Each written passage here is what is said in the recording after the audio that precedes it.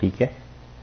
تو قربانی تو آپ کو دینی پڑتی ہے مگر زیادہ نہیں، انشاءاللہ اور تقریباً 40-45 دن میں 10 پارے انشاءاللہ ہم پورے کر لیں گے. اور میرے لیے یہ آسان ہے کہ میں صرف ترجمہ کر کے چلتا جاؤں، لیکن اس میں آپ کی حق تلفی یہ نہیں کرنی چاہیے. آپ کو تو نہیں پتا چلے گا لیکن مجھے تو اندازہ ہے نا، تو کیوں خام خواہ اللہ کیا میں مجرم بنوں. اس لیے جتنی مناسب لگتی ہے تشریح اتنی کر دیتے ہیں، ورنہ یہ تو سمندر ہے، آدمی کس کس چیز کو بیان کرے.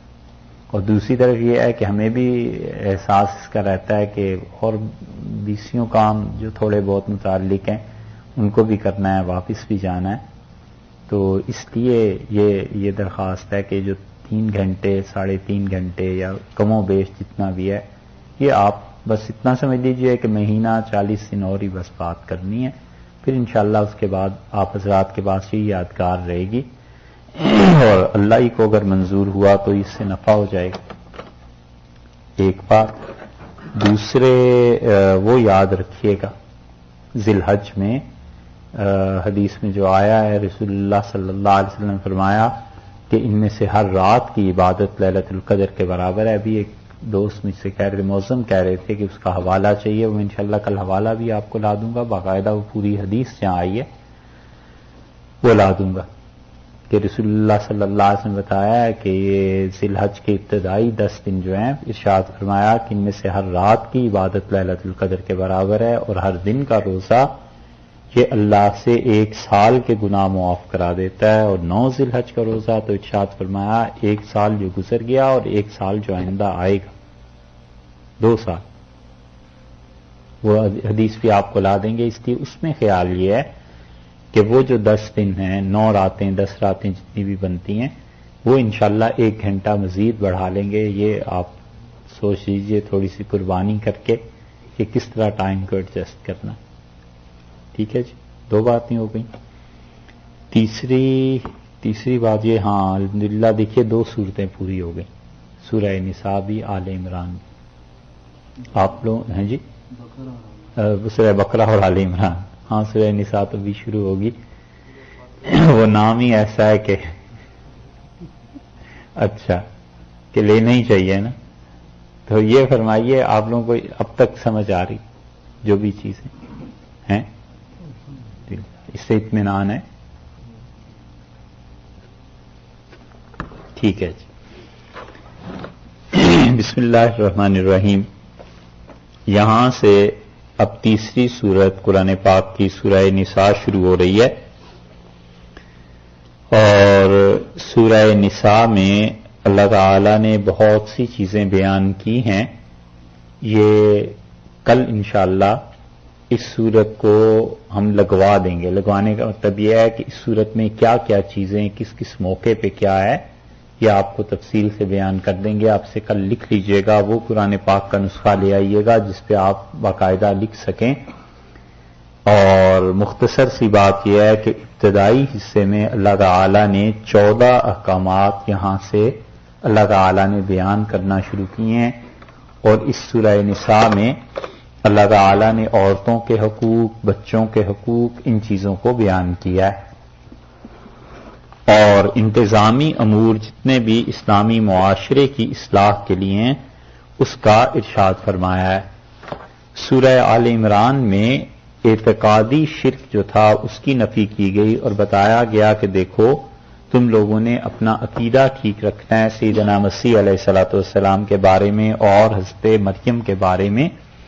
اور اس سورہ نساء میں انتظامی امور جو ہیں وہ 2 قسم کے ہیں. کچھ ایسے ہیں جن کا تعلق عام لوگوں سے ہے، پبلک سے ہے، اور اس کے اعتبار سے یہ 2 حصے، اس صورت کے 2 حصے بن جاتے ہیں. اور دوسرا حصہ جو ہے وہ ایسا ہے کہ جس میں حکمرانی کے احکامات ہیں کہ بادشاہ اور مسلمان حکمران اور حاکم وقت وہ اپنے ہاں کیا کیا بات کریں گے.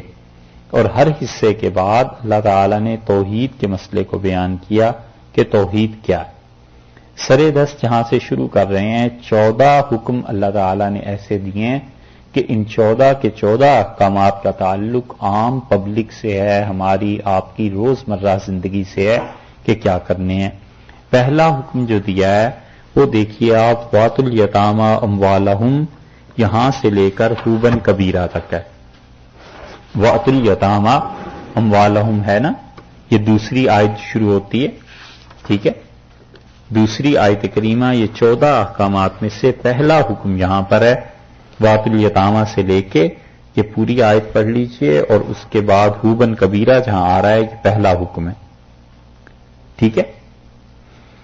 وَإِنْ خِفْتُمْ، وَإِنْ خِفْتُمْ سے یہ دوسرا حکم شروع ہو رہا ہے یتیم لڑکیوں کے متعلق نکاح کا۔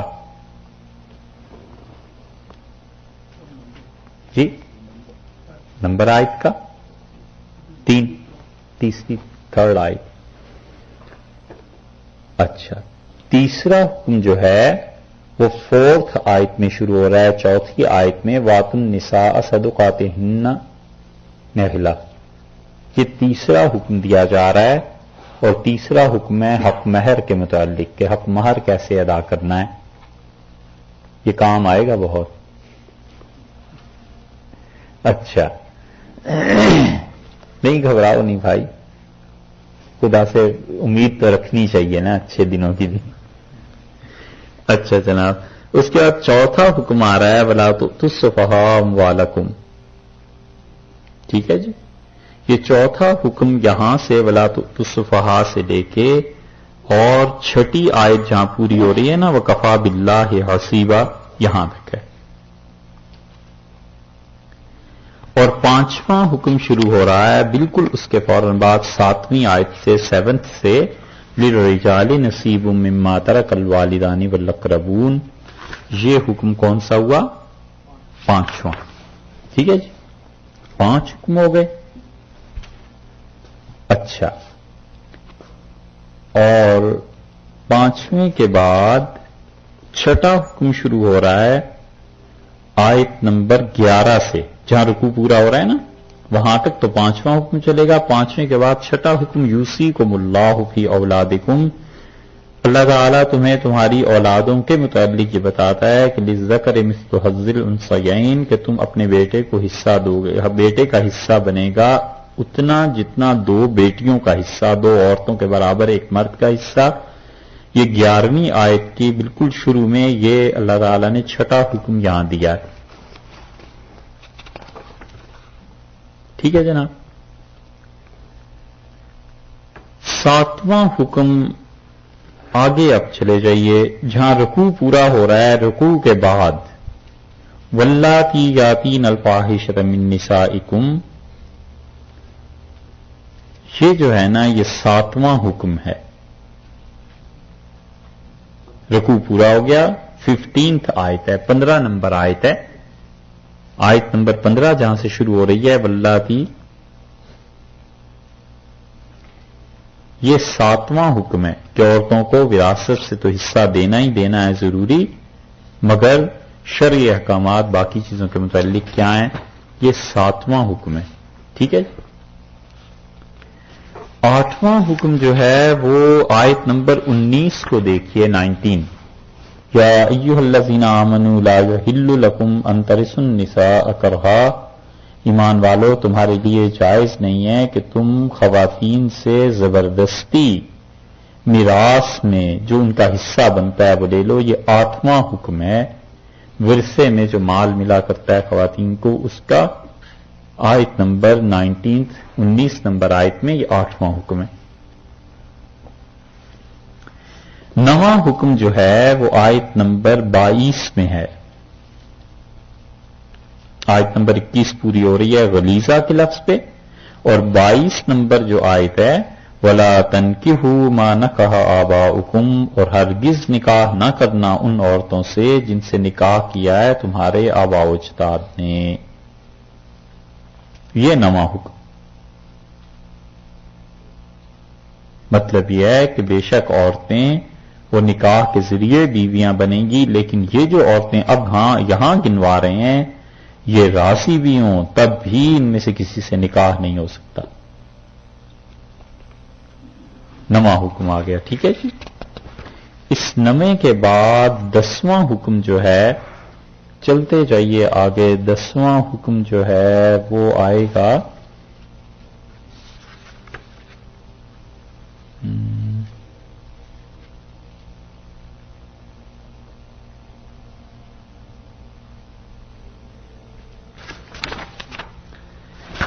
دسواں حکم 5ویں پارے کی پہلی آیت سمجھ لیجیے۔ 5ویں پارے کی جو پہلی آیت ہے نا، اس میں ایک جگہ آپ لفظ دیکھیں گے، اس آیت کو ذرا 5ویں پارے کو پڑھنا شروع کریں گے تو یہ ہے والمحصنات من النساء الا ما ملکت ایمانکم کتاب اللہ علیکم، یہ حکم ہے اللہ کی طرف سے تمہیں دیا گیا۔ اس کے بعد ہے وہ احل لکم ما وراء ذالکم، اور ان رشتوں کے علاوہ جو خواتین ہیں ان سے نکاح جائز ہے، یہ 10واں حکم ہے۔ وہ احلہ سے شروع ہوتا ہے، وہ احلہ اور حلال جائز قرار دی گئی تمہارے لیے ما وراء ذالکم، ان رشتوں کے علاوہ جو رشتے ہیں۔ 10 حکم ہو گئے۔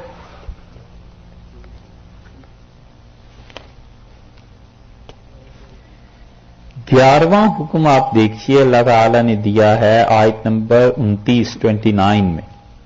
11واں حکم دیا ہے کہ یتیم اور وراثت اور حق مہر کے علاوہ کسی طرح بھی حرام مال نہ کھانا۔ یا ایھا الذین آمنوا لا تاکلوا اموالکم بینکم بالباطل، یہ 29 نمبر آیت ہے نا، 29، اس میں یہ 11واں حکم دیا ہے۔ اور 12واں حکم پھر اللہ تعالی نے دیا ہے 32 نمبر آیت میں 32 میں، وَلَا تَتَمَنَّوْا مَا فَضَّلَ اللَّهُ بِهِ بَعْضَكُمْ عَلَىٰ بَعْضٍ، اور مت ہوس کرو جس چیز میں اللہ نے تمہیں ایک دوسرے پر بڑائی اور ترجیح دی ہے، ان چیزوں کی ہوس نہ کرنا۔ یہ 12واں حکم ہے کہ جن وارثوں کے حصے اللہ نے زیادہ کر دیے ہیں وراثت میں، ان کو حصہ پورا دو اور اپنے حق سے زیادہ خواہش نہ کرنا۔ یہ آیت نمبر 32 میں یہ 12واں حکم اللہ نے دیا۔ پھر 13واں حکم آیا ہے 34 میں، 34 نمبر آیت ہے، 34 نمبر آیت ہے، الرجال قوامون علی النساء۔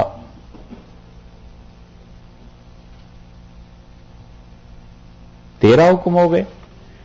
اور 14واں حکم آگے اس سے چل کے اللہ تعالی نے دیا ہے آیت نمبر 35 میں، 35 میں، وَإِنْ خِفْتُمْ شِقَاقَ بَيْنِهِمَا، اور اگر تمہیں ڈر ہو کہ شوہر اور بیوی آپس میں ضد پہ ہیں اور ایک دوسرے سے لڑے ہوئے ہیں، تو فَبَعْثُوا حَكَمًا مِّنْ أَهْلِهِ، تو مرد کے خاندان سے ایک آدمی کو بلاؤ، لے لو۔ یہ جو ہے نا کہ خاوند اور بیوی میں اختلافات پیدا ہو جائیں تو مسلمانوں کو ان کے درمیان کی اصلاح کی کوشش کرنی چاہیے۔ یہ 14واں حکم ہے۔ یہ 14 احکامات یہاں تک ہیں اور یہاں پہ اللہ نے اس کا خلاصہ بیان کر دیا۔ اس کے بعد آگے 36 نمبر آیت جو ہے نا، یہ دیکھیے پھر خدا کی توحید آ گئی، وَاعْبُدُوا اللَّهَ وَلَا تُشْرِكُوا بِهِ شَيْئًا، اور عبادت کرو اللہ کی اور اس کے ساتھ کسی کو شریک نہ ٹھہراؤ۔ ٹھیک ہے، یہ 14 حکم ہیں۔